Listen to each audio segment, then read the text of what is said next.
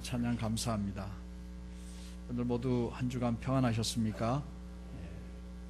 옆에 있는 분이 마음에 들지 않으시면 모르겠지만 그렇지 않으시면 꼭 안아주시거나 손잡아 주시면서 웃으면서 사랑합니다, 축복합니다, 행복하세요.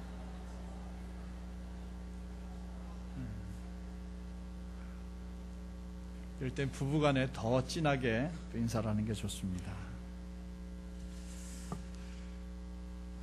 옛말에 10년이면 뭐도 변한다 그럽니까? 강산도 변한다 그러죠. 이 말처럼 이 세상에 존재하는 모든 것들은 다 그것이 무엇이든지 간에 변하기 마련입니다. 우리들의 눈에 보이는 것도 변하고 눈에 보이지 않는 것도 모두 변합니다.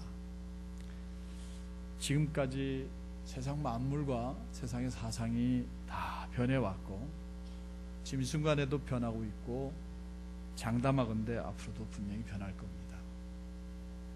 특별히 앞으로는 과학 문명이며 또 우리 주변에 여러 가지 환경을 보건대 지금보다도 훨씬 더 빠른 속도로 우리의 상상을 초월하는 속도로 세상이 변해갈 것입니다.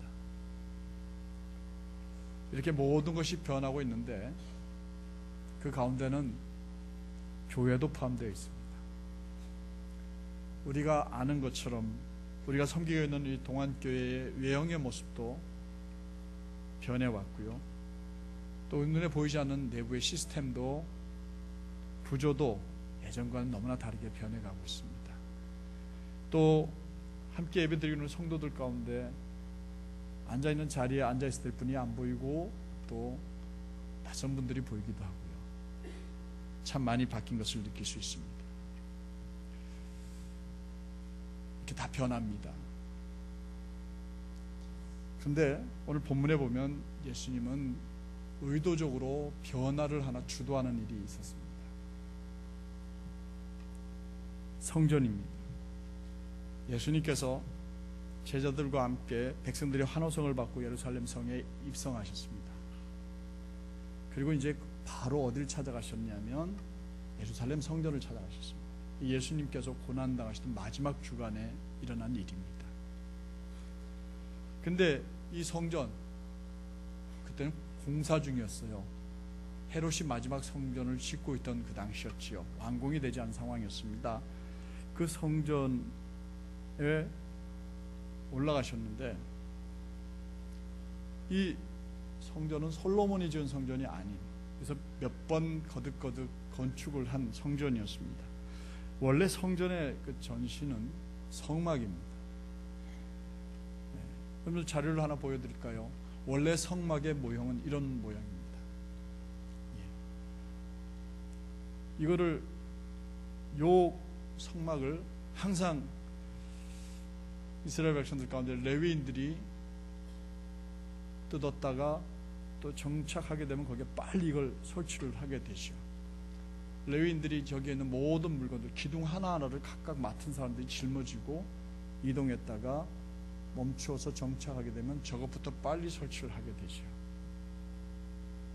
그리고 이제 그 옆에 동해 세 부족, 서쪽의 세 부족, 남쪽의 세 부족, 북쪽의 세 부족, 지파별로 이렇게 자리를 잡게 됩니다.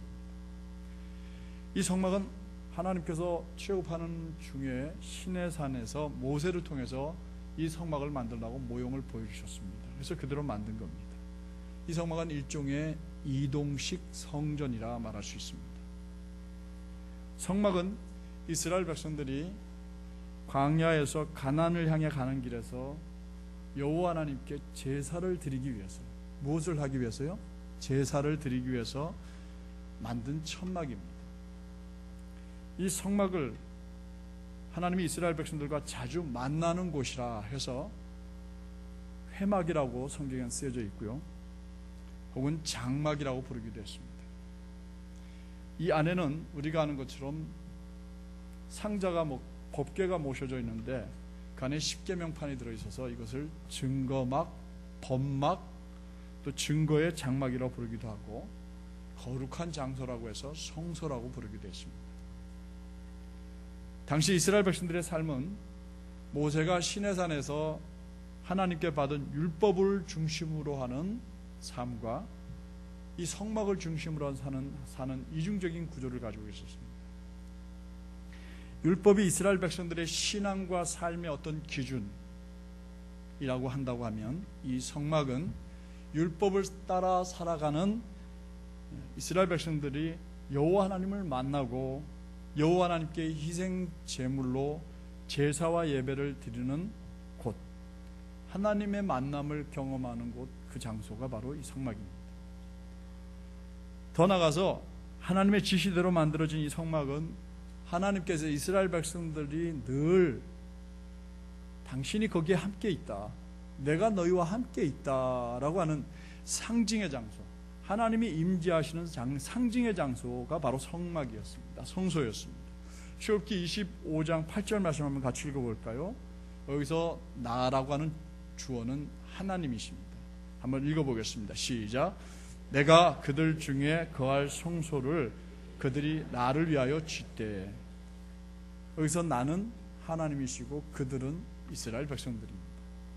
이렇게 이동식 성막을 들고 가나안 땅에 정착하게 된 이스라엘 백성들은 이제 이동할 필요가 없어지니까 성막을 한 곳에 세우게 됩니다.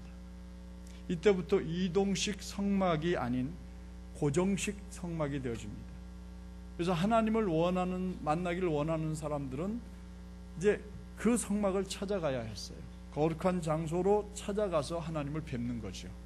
이렇게 성막을 고정시켜 놓은 장소가 바로 첫 번째 장소가 실로라는 곳입니다. 이 실로에 세워놓은 성소를 가리켜서 실로 성소라고 말합니다.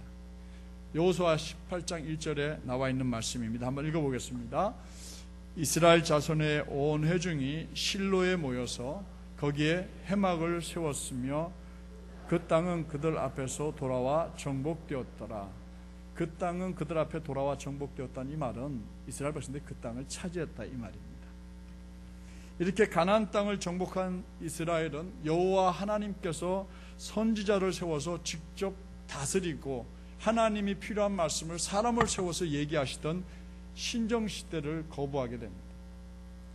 가나안 땅에 정착하면서 옆을 돌아보고 블레셋 나라도 보니까 왕이 다스리고 있었어요. 근데 자기네들은 사사들이 다스리고 있으니까 권위도 없어지고, 그래서 왕이 있으면 우리나라가 부강하게 되겠다 생각해서 왕을 달라고 요구하게 됩니다.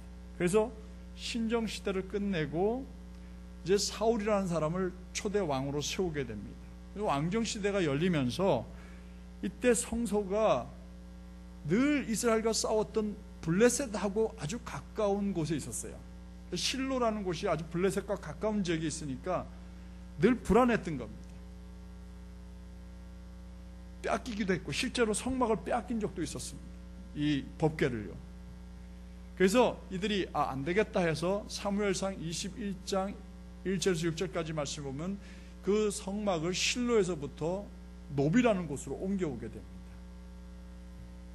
그리고 이제 사무엘하 6장 17절 이하에 보면은 이스라엘을 통일하게 된, 그리고 왕이 된 다윗이 하나님의 그 성막을 자기가 살고 있는 예루살렘으로 가지고 오고 싶었어요. 근데 그만 실수를 해서 전체를 다 가지고 왔어야 되는데 뭐만 가져오게 되냐면 법궤만 가져오게 됩니다.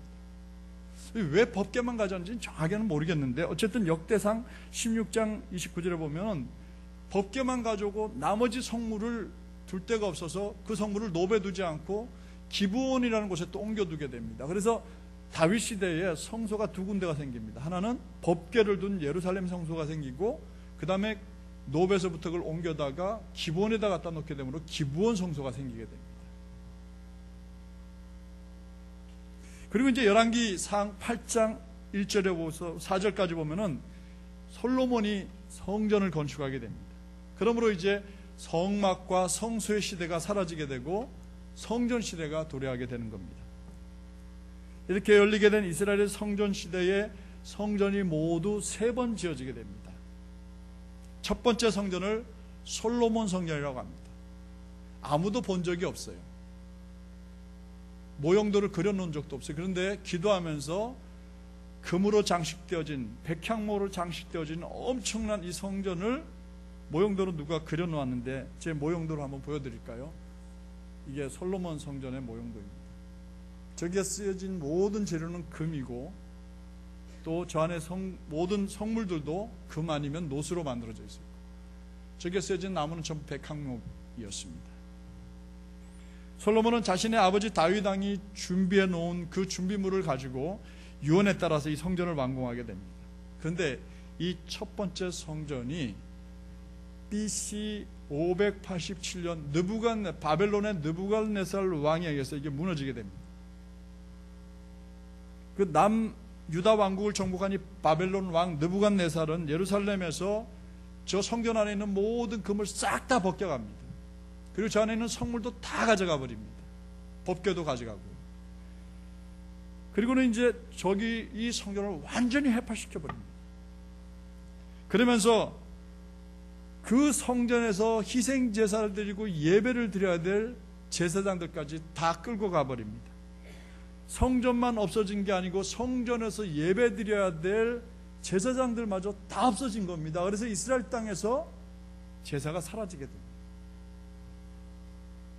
그리고 바벨론 포로지에 가서 하나님을 섬겨야 될 이스라엘 백성들은 성전을 거기다 지을 수 없으니까 시나고그, 회당을 만들게 되고, 그곳에서 자기 자손들과 사람들을 불러 모아서 모세 오경을 읽히고 쓰고 가르치는 성전, 즉 회당이라는 것이 생겨나게 되고, 이 회당을 그 모이는 형식과 그런 모습을 근거로 해서 오늘날 교회가 이렇게 유지되고 있는 것이고, 오늘 우리 교회 모습이 오히려 성전이라는 개념보다는 회당이라는 개념이 더 가깝다고 이렇게 학자들은 얘기를 합니다.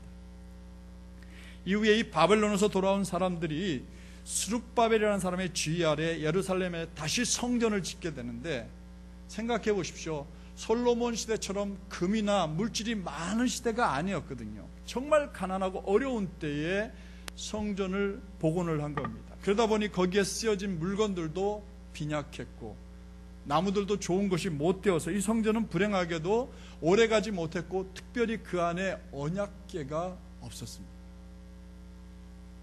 이때부터 이 성전에서는 예전처럼 제사장들을 중심으로 하나님께 희생 제사를 드리는 이 제사 모임과, 성전 외부에서는 율법학자들이 모여서 백성들에게 율법을 읽어주고 가르쳐주는 곳으로 이 두 가지 기능을 교회 스룹바벨 성전 이후에 갖게 됩니다. 이 스룹바벨 성전 이후에 성전은 희생 제사만 드리는 곳이 아니라 말씀으로 제사를 드리는 곳으로 이렇게 바뀌어지게 되지요. 그러나 이 성전은 가난한 시절에 지어진 성전이었기 때문에 오래 가지 못하고 회파가 됩니다. 그리고 예수님 시대에 이 성전이 거의 형체를 잃어버리게 됩니다. 그래서 예수님 시대에 접어들면서 헤롯 왕이 백성들의 환심을 얻으려고 예수님 태어나기 20년 전부터 솔로몬의 예루살렘 성전을 재건하는 사업을 벌이게 됩니다. 그래서 이 성전은 예수님이 돌아가시고 한 5년 지나서 AD 64년에 완공이 됩니다. 예수님이 계실 당시에 이 성전은 공사 중이었어요. 이 성전을 그래서 헤롯 성전이라고 합니다. 누가 지었다고요? 헤롯이요. 이 성전은 예루살렘 역사상 세 번째 성전이 되었습니다. 그러나 이 성전이 지어진 지 불과 몇 년 만에, 2년 만에 예수님이 말씀하신 그대로 돌 위에 돌이 하나도 남지 않고 다 무너져 버리게 됩니다. 처참하게 무너집니다. 그게 뭐냐면 AD 70년에, 공사가 끝난 건 AD 68년인데 70년에 디토 장군이 와서 성전에 있는 모든 걸 다 가져가 버리고 그 성전을 완전히 해파시켜 버립니다. 그러면서 그때 성전을 너무너무 잘 지은 걸 보고는 거기에 수고했던 이 예루살렘 있던 이 건축업자들을 다 끌고 가서, 그리고 로마에다가 건축물 하나 만들었는데 그게 가장 유명한 그 유명한 개선문을 거기서 만든 거예요. 그 개선문은 유대인들에 의해서 만들어졌고, 그 개선문 안에 유대인들이 자기네들이 예루살렘 멸망하면서 끌려가는 장면을 그림으로 다 남겨놓게 돼요. 로마에 한번 가시면 그걸 보시면 장관입니다. 정말 잘 만들어 놓은 겁니다. 그리고는 이제 성전은 다 무너지고 성전 외벽만 남게 돼요. 그 외벽을 지금도 붙들고 울면서 기도하는 사람들이 있어요. 유대인들입니다. 유대 종교인들이죠. 그래서 그 벽을 무슨 벽이라고 불러요? 이건 잘하시네요. 이번에 성지순례 가면 그 벽을 보게 될 겁니다. 못 가실 분들을 위해서 제가 사진 한 장 찍어왔는데 두 장 한번 보시겠습니까? 이게 이제 성전 벽입니다. 저 위에 교회가 어떻게 지어졌는지 모르겠어요. 그리고 이제 거기에 지금도 유대인들이 저기다 머리를 박고 계속 기도를 합니다. 그 다음 사진을 보실까요? 이렇게 기도를 합니다. 근데 얼마나 머리가 비상하냐면 팩스를 한 대 설치를 해놨습니다. 여러 대 설치했습니다. 전 세계에서 그 팩스로 찌직찌직 계속 기도 제목들이 들어옵니다. 그러면 그걸 접어가지고 저 사람들은 먼저 끼워놨던 거 빼고 뽑아넣고 그리고 돈을 받습니다. 장사하는 거죠. 여러분들 기도할 일이 있으면 팩스로 그리 보내세요. 요금은 얼마인지 제가 잘 모릅니다. 이런 변화와 개혁의 역사를 간직한 예루살렘 성전에 예수님께서 들어가셨습니다. 그리고 예수님께서는 그 성전에서 일어나고 있는 이 말도 안 되는 일을 하나 보게 됩니다.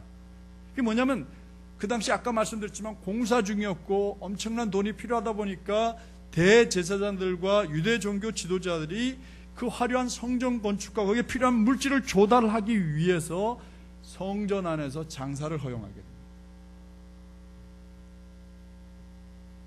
이걸 하나님 예수님이 뒤집어 엎은 겁니다.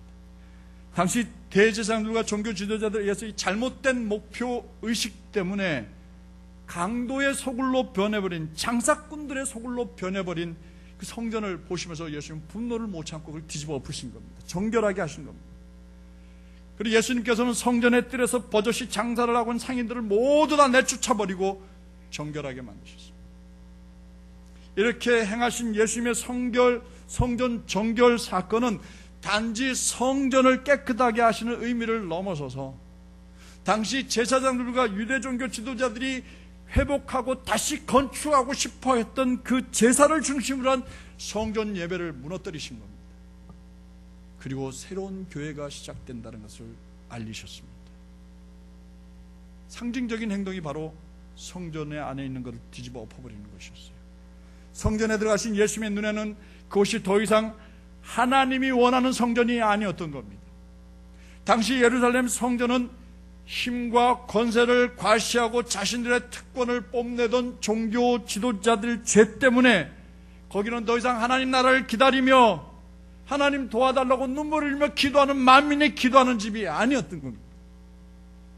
오히려 성전에서는 희생제사에 쓰여지는 제물을 팔아서 소, 송아지, 양, 비둘기 팔아서 버는 돈을 챙겼습니다. 종교세를 거둬들였습니다. 돈을 유대인 돈으로 바꾸라고 얘기해가지고 외국 돈 가져오면 환전 차익을 거둬들였습니다. 이렇게 해서 막대한 돈을 은밀하게 그 성전 안에 거래되어지는 도둑과 강도의 소굴이 되고 만 것입니다. 근데 놀랍게도 이런 일이 예루살렘 성전에 일어나게 될 거라고 하나님께서는 예레미야 선지자를 통해서 이미 수백 년 전에 그 얘기를 하셨어요. 실제 하셨는지 한번 볼까요? 예레미야 7장 11절 말씀 한번 읽어보겠습니다. 다시 읽어봅니다. 시작. 내 이름으로 일컬음을 받는 이 집이 너희 눈에는 도둑의 소굴로 보이느냐? 보라, 나 곧 내가 그것을 보았노라. 여호와의 말씀이니라. 이미 보셨습니다. 그래서 예수님께서는 그 성전에 개혁의 채찍을 휘두르신 겁니다. 변화의 채찍을 휘두르신 겁니다. 뒤집어 엎으신 겁니다. 다 뒤집어 엎었습니다. 예수님은 성전뜰에서 상을 뒤집어 엎으시고 장사꾼들과 짐승들을 내쫓으시면서 성전을 정결하게 하신 그 자리에 예수님은 새로운 성전의 개념을 부여하셨습니다. 그렇다면 예수님이 바꿔놓으신 성전, 새로운 의미를 부여한 성전, 곧 오늘 예수가 원하는 성전, 교회는 어떤 교회여야 할까요? 예수님께서 새롭게 세우시고자 하신 성전, 그 교회는 온 민족 그 누구나 찾아와서 하나님께 기도하는 곳이 되어야 한다고 예수님은 원하신 줄 믿습니다. 교회는 만민이 기도하는 곳이 되어야 합니다. 본문 13절과 동일한 구절인 마가복음 11장 17절 말씀 우리 한번 같이 읽어보도록 하겠습니다. 다 같이 읽습니다. 이에 가르쳐 이르시되 기록된 바 내 집은 만민이 기도하는 집이라 칭함을 받으리라 하지 아니하였느냐. 너희는 강도의 소굴을 만들었도다 하시매, 예수님께서 하신 이 말씀 속에는 이사야 선지자와 예레미야 선지자의 예언이 인용되어 있는 말씀이에요. 다시 말하면 성전 곧 교회는 만민, 어떤 민족이든 어느 백성이든 들어와서 기도하는 곳이 되어야 한다는 겁니다. 근데 당시 예루살렘 성전에는 출입이 금지된 사람들이 있었어요. 누가 성전 안에 들어갈 수가 없었냐면 여자들이었습니다. 여인들의 뜰에만 들어갈 수 있었어요. 특히 아이들도 들어갈 수가 없었어요. 그리고 그들 눈에 보이는 이방인들, 다시 말하면 우리나라에서 말하는 외국인들은 거기에 들어갈 수가 없었어요. 그들은 할례를 받지 않았기 때문이에요. 출입이 금지되어 있었습니다. 그래서 예수님께서는 이건 성전이 아니다, 이건 하나님이 원하는 전이 아니다 하고 헐어버리시고 3일 만에 새로운 성전을 세우겠다고 얘기하셨어요. 아직도 완공이 되지 않고 지어지고 있는 헤롯 성전을 당신은 무너뜨려버리고 3일 만에 다시 짓겠다고 얘기를 하신 거예요. 이게 무슨 의미일까요? 바로 당신이 십자가 위에서 그 예루살렘 성전에서 행해져야 될 짐승을 잡아 바치는 그 제사 행위를 당신이 십자가 위에서 당신 자신을 드림으로 마지막 제사를 드리고 3일 만에 다시 살아나심으로 새로운 성전, 새로운 교회를 다시 일으키겠다 말씀하신 것입니다. 마가복음 14장 58절의 말씀이 그 말씀이에요. 이 구절에 띄워주시면은 우리가라는 말은 예수를 대제사장들을 고발하는 사람들 얘기입니다. 그리고 그의 말을 들으니 할 때 그는 예수님이십니다. 한번 그런 의미를 담고 한번 읽어볼까요? 시작. 우리가 그의 말을 들으니 손으로 지은 이 성전을 내가 헐고 손으로 짓지 아니한 다른 성전을 며칠 만에 지으리라. 그럼 사흘 만에 지은 이 성전은 뭘 의미할까요? 예수님의 부활을 말합니다. 그러므로 우리는 우리 동안성결교회뿐만 아니라 이 땅의 모든 교회, 어떤 교회도 어느 민족이든 누구나 다 와서 기도하는, 하나님 앞에 기도할 수 있는 곳으로 만드시고자 예수님이 십자가에 돌아가셨음을 믿으시기 바랍니다. 그리고 다시 살아남으로 그런 교회를 만드신 겁니다. 이 땅 방방 곳곳에 십자가를 높이 세운 목회자들, 열방을 향해 달려나간 선교사님들이 주님의 핏값을 주고 사신 성전 곧 교회를 세우고 복음을 전파하여 교회를 세우고자 한 것은 하나님께 기도하는 사람들이 거기 와서 누구든지 엎드려 기도하는 곳으로 만들고자 그들이 달려나갔고 지금도 사역하고 있는 줄로 믿으시기 바랍니다. 그러기에 우리가 그들을 위해 중보하고 후원해야 되는 겁니다. 어느 교회든 가장 본질적인 이 문제를 외면한 교회는 교회가 아닙니다. 교회는 당신은 돼요 안 돼요라고 구별할 수 없는 곳이고 누구든 어느 민족이든 들어와서 기도할 수 있는 곳, 그것이 되어야 될 줄로 믿습니다. 그리고 예수님께서 세우신 새로운 성전 곧 교회는 출입 금지당했던 병자들이 들어와 상처를 치유받은 곳이라고 오늘 기록하고 있어요. 그러므로 교회는 병자들이 들어와서 치료받는 것이 되어야 합니다.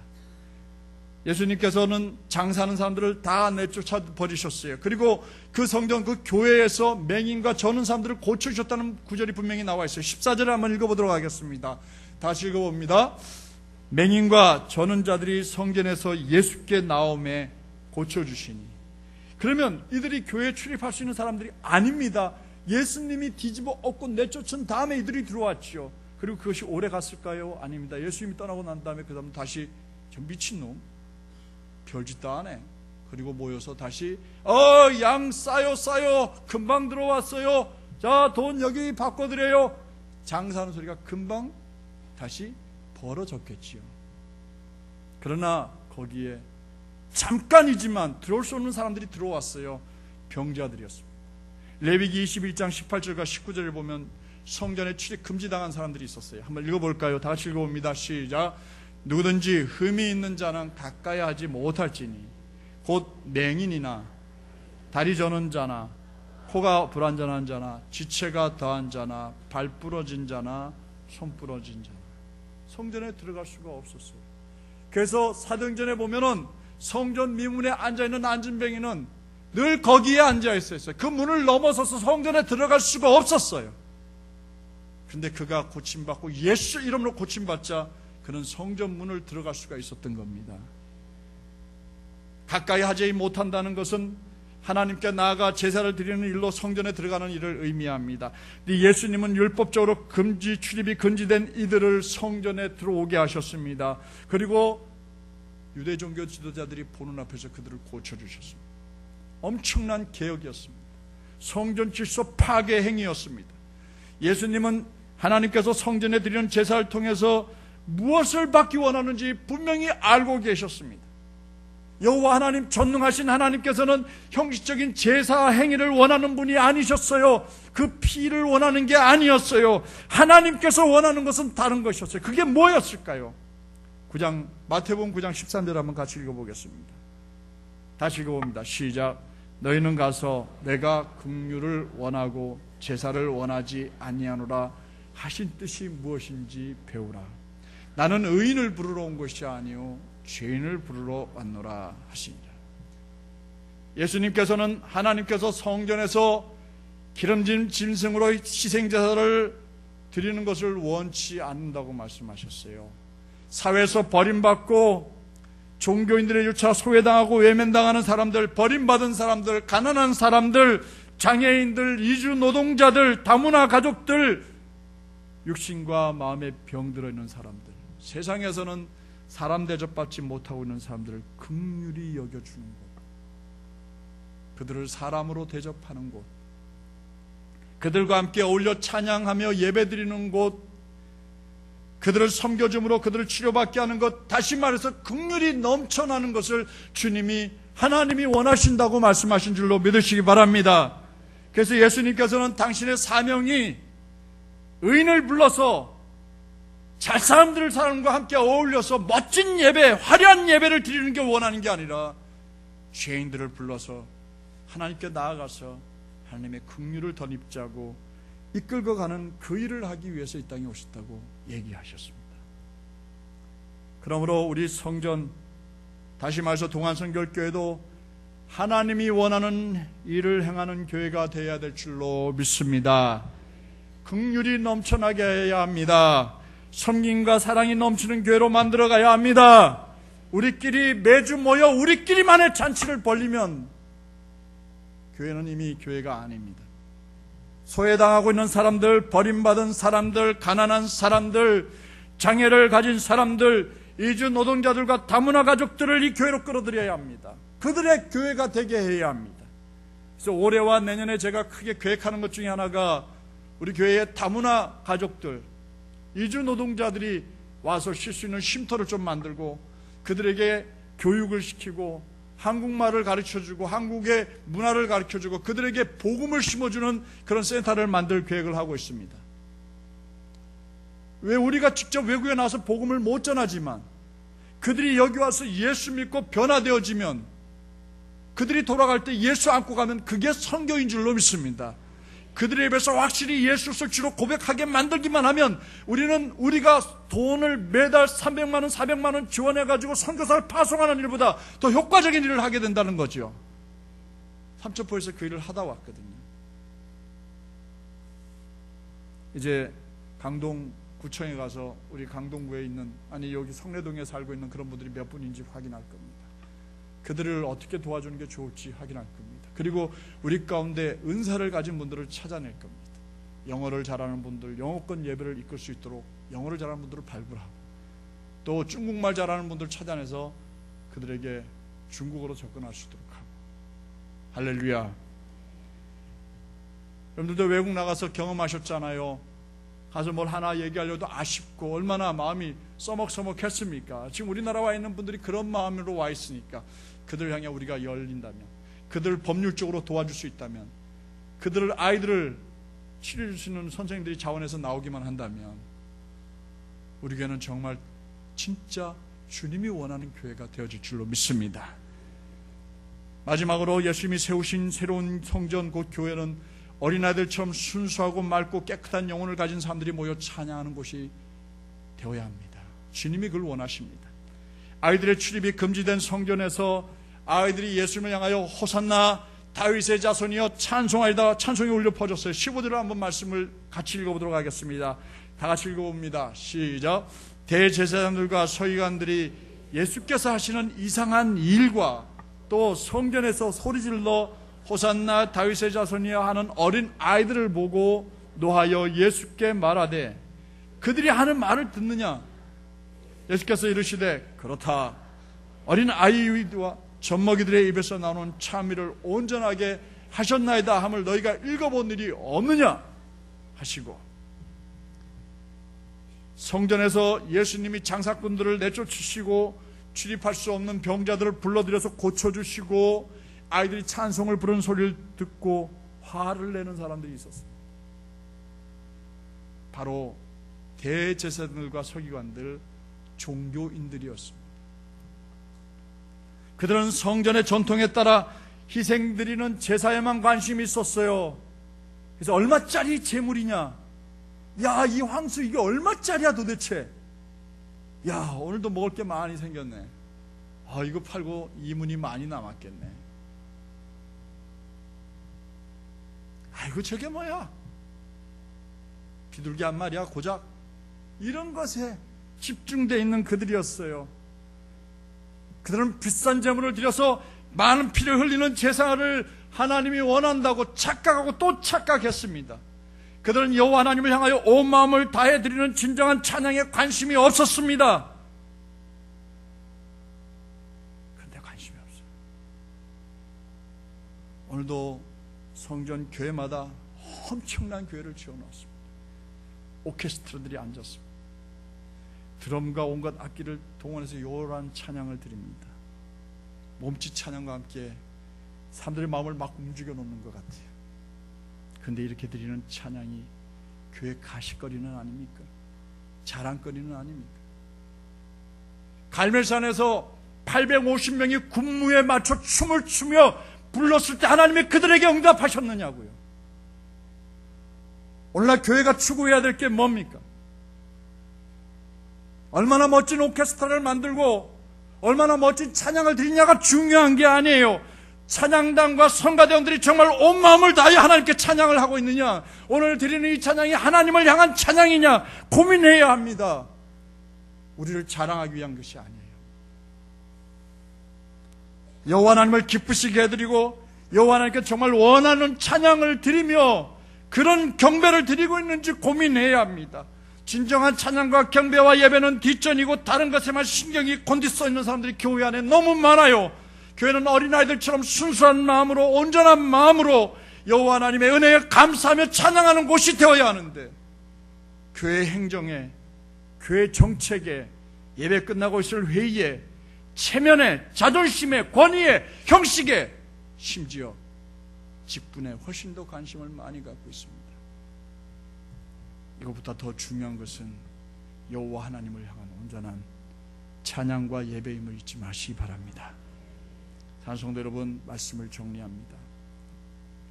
오늘 한국교회가 정말 주님이 원하시는 곳으로 가고 있는지 정말 통렬하게 반성하고 되돌아 보아야 합니다. 교회 성장과 그에 따른 세계 최고의 교회, 세계에서 가장 많이 모이는 교회, 가장 화려한 교회. 그래서 작은 교회에서 병들고 힘든 이들이 저 교회도 내가 가면 내 교회 되는데 하고 꾸역꾸역 모여들게 만드는, 최선을 다하여 편안하게 만들어 놓은 교회, 그거를 해야 교회가 건축되고 부흥될 수 있다고 그걸 지상과제로 여기고 교회를 위해서 성도들의 헌금을 강요하는 일들, 옳은 일인지 돌아봐야 합니다. 이런 교회를 향한 예수님의 개혁이 우리 동안교회 안에 먼저 일어나야 합니다. 성도들의 희생 어린 헌신만, 희생제사만 강요하는 교회, 그래서 정직하게 고백드리면 우리 교회가 힘들었던 겁니다. 교회는 누구나 들어와 기도하는 곳이 되어야 될 줄로 믿습니다. 그것이 좀 허름해도 괜찮아요. 조금 화려하지 못하면 또한 어떻습니까? 누구나 와서 정말 은혜 받고 예배드리고 싶어 다음 주를 기다리고 눈물겨운 찬송을 드리는 그런 교회를 만들어야 하지 않겠어요? 사회에서 버림받은 사람들, 가난한 사람들, 장애인들, 이주 노동자들, 다문화 가족들이 들어와서 편안하게 느낄 수 있는 교회, 육신과 마음이 병들이는 사람들, 세상에서 사람 대접받지 못하는 사람들이 찾아와도 사람으로 대접해주는 교회, 행복한 곳, 고침받는 곳, 그곳이 교회가 되어야 될 줄로 믿습니다. 어린아이들처럼 순수하고 정결한 영혼을 가진 사람들이 모여서 손을 높이 들되 형식적으로 들지 아니하고 정말 다윗의 아들 예수 그리스도를 호산나 찬양하는 사람들, 그리고 예배를 드리고는 주신 은혜에 감격해서 기쁨과 감사로 돌아가서 예수 믿자고 행복할 수 있다고 말할 수 있는 사람들, 그런 사람들이 모인 교회 되어야 될 줄로 믿습니다. 기도하겠습니다.